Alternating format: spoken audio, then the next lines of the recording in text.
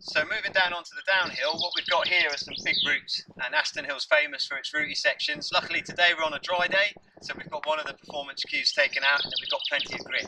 But what we're looking at here as you come down the hill is you've got this hole in the roots here. That pulls you in visually, as Richard was saying. You want to bounce your eyesight down the trail. If it gets pulled in, bounce it across, move it down the trail, and then as the bike comes into here, the bike can drop in, pushing you forwards. What you want to do is make sure, as we looked at earlier, is you're sat into the back of the bike, so you become the under-rotating mass and the bike becomes the accelerating mass. Pushing the bike through the section, keeping your confidence, carrying your speed, and enabling you to roll on down the hill and hit the next section with that little bit more momentum that will keep you rolling on a trail like this. On the Black Run here, this trail's about 16 years old and has been ridden by lots and lots of people over the years.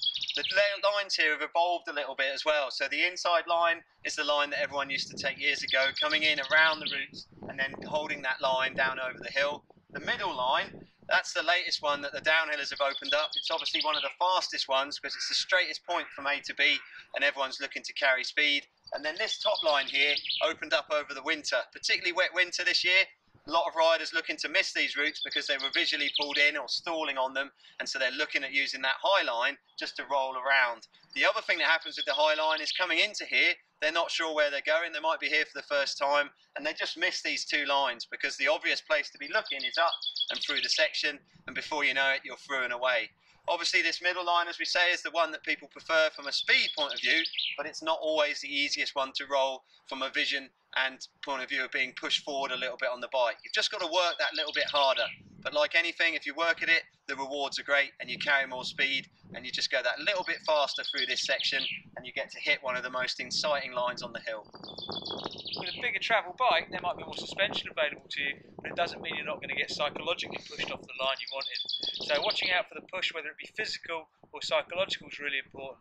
Bouncing your eyes off the trail, looking forward, committing to your line, and as we're seeing in coming through here, although there is potential for stall, if you deal with that stall, the line's going to be faster.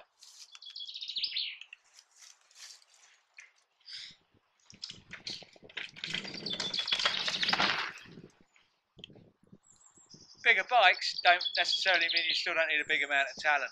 They'll only do so much for you, and just by pushing through the bike correctly, staying in the pocket and not getting pushed out of the pocket, the speed on the exit much higher. One of the more obvious areas on a track where you're going to get some push and you're going to get the bike more likely to stall is a rock garden. Here we can see numerous stalling effects. There's no real clear line through here, and whichever line you take, you're going to have to deal with some element of stall.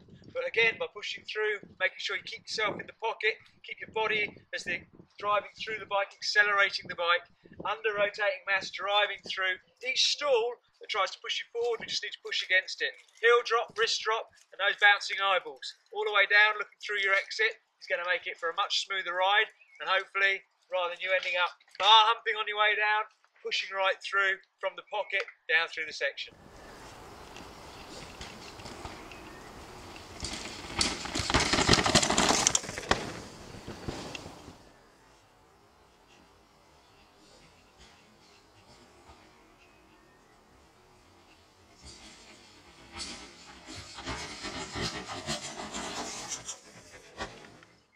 So what we've looked at today are the stalling effects through a number of different sections and how you can conquer them and get your bike to carry more speed and give you as a rider that little bit of confidence. Pushing through the stall, remembering all the elements, looking, body position and footwork all come together to make you carry more speed and to be that little bit quicker on the trail. So it doesn't matter if your trail's got more stalls than a village fete, you can still get down there quick, carry speed, carry momentum and make it smooth all the way down.